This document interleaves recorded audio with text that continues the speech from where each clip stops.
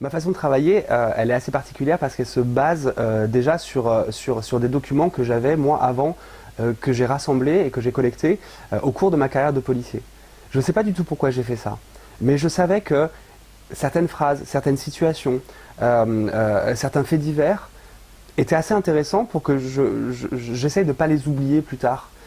C'était une manière de garder un journal de bord de 15 ans de travail sur le 93.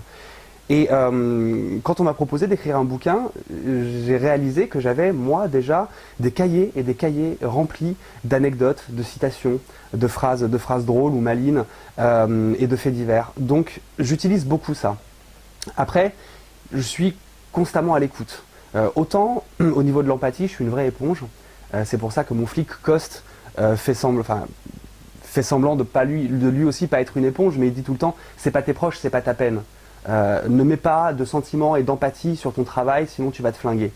Alors il fait le malin parce qu'évidemment c'est le premier à tout prendre en pleine gueule, et moi j'étais exactement pareil. Et parce que j'avais besoin de ces émotions, parce que j'avais besoin de toutes ces histoires, je les ai écrites. Et donc j'avais déjà une base de faits divers, et puis en plus effectivement je suis tout le temps à l'écoute de tout ce qui se passe, et j'estime qu'il y a 1800 polars qui sortent par an, donc pourquoi moi j'aurais un peu plus d'intérêt qu'un autre? Déjà que je sais que j'écris pas mieux que les autres, il fallait au moins que j'ai moi des histoires qui n'aient pas été abordées. Et comment être sûr d'avoir des histoires qui n'ont pas été abordées? C'est simple, on les prend dans l'actualité, dans ce qui s'est passé maintenant. Et comme ça se passe maintenant, je sais que ça n'a pas encore été vraiment beaucoup traité. Donc voilà, c'est comme ça que moi je choisis mes histoires. Après, alors oui, j'ai fait des missions humanitaires hyper dangereuses. Ouais, j'ai fait flic dans le 93 et c'était hyper dangereux. Ouais, je suis trop un cow-boy. Mais mes histoires, je les trouve aussi avec ma maman. Elle est hyper utile parce que avec ma mère, ça fera un peu plus sérieux. Je l'appelle parce qu'on ne vit pas du tout au même endroit.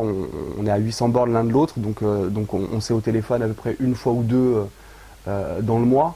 Et je lui présente mes idées et je lui parle de ce que j'ai en tête. Et souvent ce ping-pong avec quelqu'un qui me ressemble tellement intellectuellement est très bénéfique.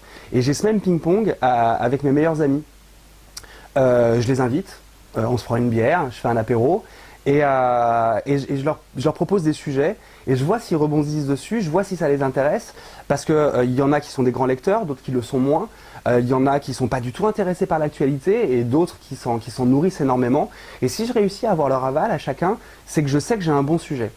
Si je réussis à trouver un sujet d'actualité qui leur fait dire à la fin de la conversation « D'accord, mais c'est quoi le dénouement? Tu veux aller où ?» Si je vois qu'il y a un petit intérêt, je sais que j'ai un bon sujet. Donc ma famille, mes amis, les sujets d'actualité, et toujours rester une vraie éponge de tout ce qui se passe autour de vous.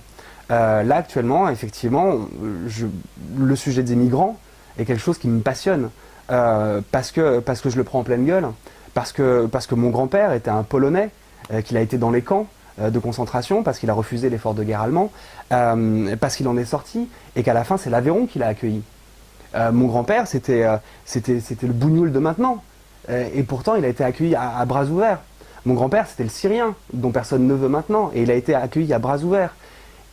Et il n'a pas été nocif pour la France, parce que mon grand-père, il a eu un enfant qui est devenu énarque et qui a été à la tête de France 3 quand ça s'appelait FR3, qui a été parmi ceux qui ont été à la tête de Radio France pendant 12 ans. Et il a eu un fils qui a été policier et qui a décidé un jour de protéger la France et de protéger les Français.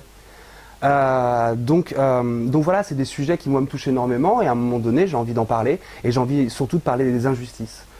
Donc voilà, toujours à l'écoute, et dès qu'il y a une injustice, dès qu'il y a quelque chose que je sens qu'on va passer sous le tapis, eh bien j'arrive en pseudo chevalier blanc et je me dis ok d'accord, moi je vais en faire 500 pages. Voilà, c'est comme ça que je les trouve mes sujets.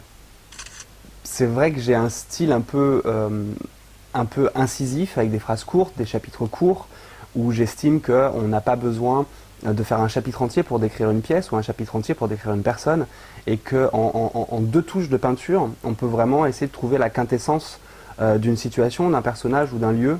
Et ça, c'est une habitude que j'ai prise justement dans les procédures judiciaires.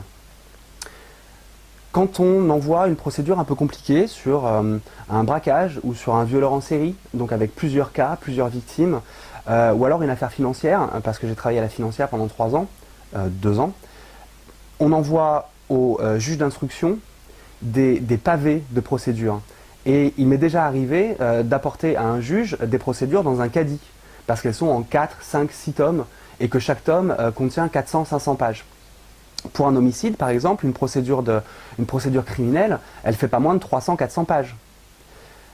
Et le juge d'instruction, il a dans son bureau tellement de procédures que ça devient son mobilier. C'est-à-dire que moi, j'ai déjà vu des juges d'instruction qui avaient remplacé leurs armoires par des procédures sur lesquelles ils mettaient des lampes, d'autres procédures. Il y a tellement de procédures, et la procédure judiciaire française est tellement précise, pointilleuse, qu'elle nécessite des centaines et des centaines et des centaines de pages. Et donc on est en face d'un juge d'instruction à qui on voudrait dire cette procédure-là, elle compte pour moi, parce que la victime, elle compte, et je voudrais que vous la lisiez. Alors on a pour ça des CRE, des comptes rendus d'enquête, qui sont quelques pages, qui sont avant la procédure et qui vont expliquer tout ce que contient la procédure.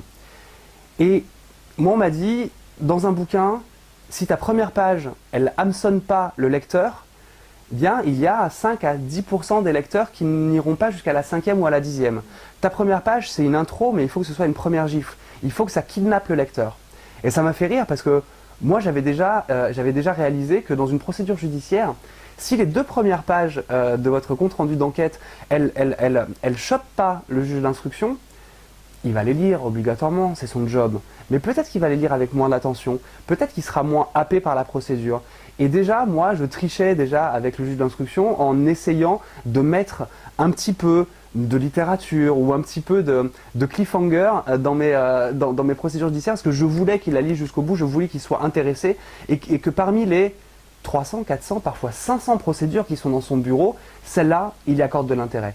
Parce qu'on a beau être le meilleur juge d'instruction, au bout de 500 procédures dans votre bureau, il y en a beaucoup qui seront, allez, je ne vais pas dire survolées, mais sur lesquelles ils porteront un tout petit peu moins d'attention. Et quand cette procédure, elle vous tient à cœur, parce que la victime vous tient à cœur, bah, vous ne voulez pas que cette procédure elle fasse partie de celles auxquelles on ne fait pas attention. Donc, j'avais déjà un œil de caméra. Et aussi, cet œil de caméra, c'est quelque chose qu'on doit développer énormément parce qu'on arrive sur une scène de crime, on arrive dans des endroits, parfois dans des cités, où on n'a pas 1h30 pour rédiger tranquillement. Il faut qu'on chope les endroits les plus importants et on a déjà cet œil de caméra et on arrive, on se dit qu'est-ce qui est le plus important dans la pièce et qu'est-ce que je dois relater et de quoi je dois me souvenir. Et on a déjà ce travail de résumé dans l'œil où on cherche à savoir ce qui va être le plus important. Donc voilà pourquoi, quand j'écris aussi des phrases très courtes, des chapitres très courts, et que je ne perds pas de temps dans l'inutile. Et aussi dans mes dialogues ils sont ciselés, j'ai besoin vraiment que ce soit percutant, et j'ai vraiment besoin que les gens qui le lisent se disent oui c'est comme ça qu'on parle. Voilà, il n'y a pas de théâtre.